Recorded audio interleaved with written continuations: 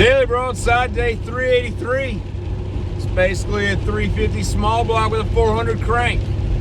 Last night I was perusing TikTok before I went to sleep, and a girl came on who, for lack of a better term, has a page whereby she slaps her breasts against her chest because they're so massively enormous. So I immediately went to the comments because there were many, and I figured they would be amusing and cringy. And what I found was ultra cringy.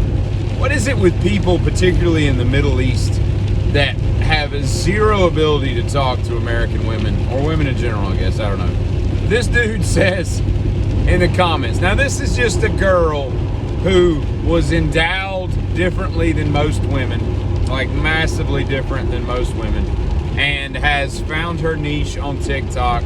I'm sure it's paying her money, cool, whatever.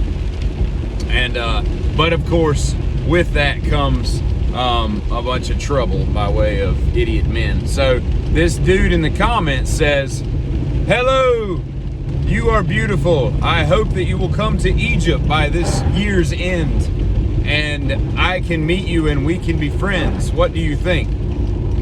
And I read it a couple times and I'm like, I know the dude's serious, because you see this kind of thing all the time, right?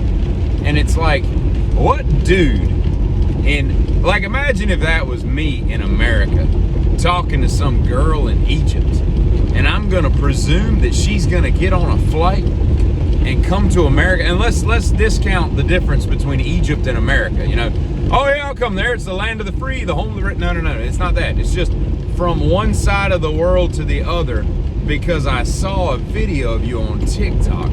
What is that? That girl must be just inundated with...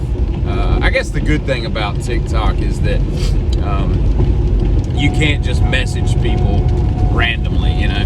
That you got to be friends with. Otherwise, I could only imagine. But yeah, so that was odd. It's just strange as hell that people say some of the stuff they say, you know.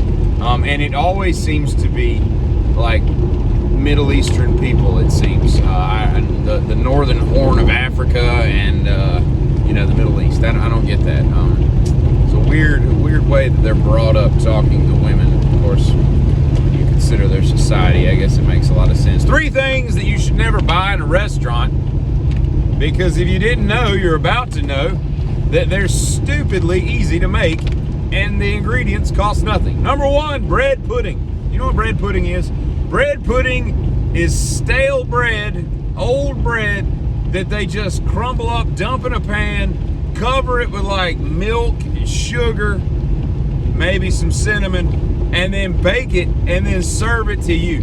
And you're paying like $6.99 for old bread. Don't ever do that again. Creme brulee, although delectable, it's basically just heavy cream whipped into a double boiler and then made with sugar.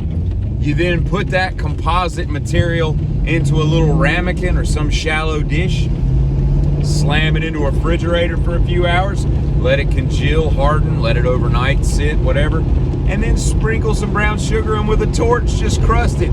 It is the dumbest thing in the world to make. It probably cost 11 cents, right? And you're paying $6.99 at Applebee's for it. I don't know if Applebee's has creme brulee. It doesn't sound like something they'd have, but that's what threw me out here. That's what popped into my head, and that's the restaurant I went with. The last thing is Bang Bang Shrimp, as Bonefish calls it, or since they've stolen that name because they kind of created it, everybody calls it Firecracker Shrimp. We'll have it on the 4th of July because it's so American. I do declare I'll have some Firecracker Shrimp. It's basically shrimp, mayonnaise, and sriracha. You probably have mayonnaise and sriracha in your house right now. If not, you should, but you mix those together. Maybe put some pepper flakes in it. Bam, and you're paying like what? Bonefish, man. I don't know how widespread across the country it is. It's a great restaurant, don't get me wrong, but although I don't like that, big sheet of paper they come and rip off your table. I don't care for that. Like, give me a tablecloth and quit with this waste, But you're probably paying, I ain't been there in a while, but I bet it's up to like $12, $13 for like 9 shrimp. You know, you can buy an entire bottle of sriracha mayonnaise and most of the shrimp for that amount of money. So stop. And don't get me started on like French toast and pretty much every breakfast item. We overpay the crap for stuff like that. You know what I mean? Insanity. Yeah, I had more stuff I was going to talk about, but I've run out of time. Hey, giddy up.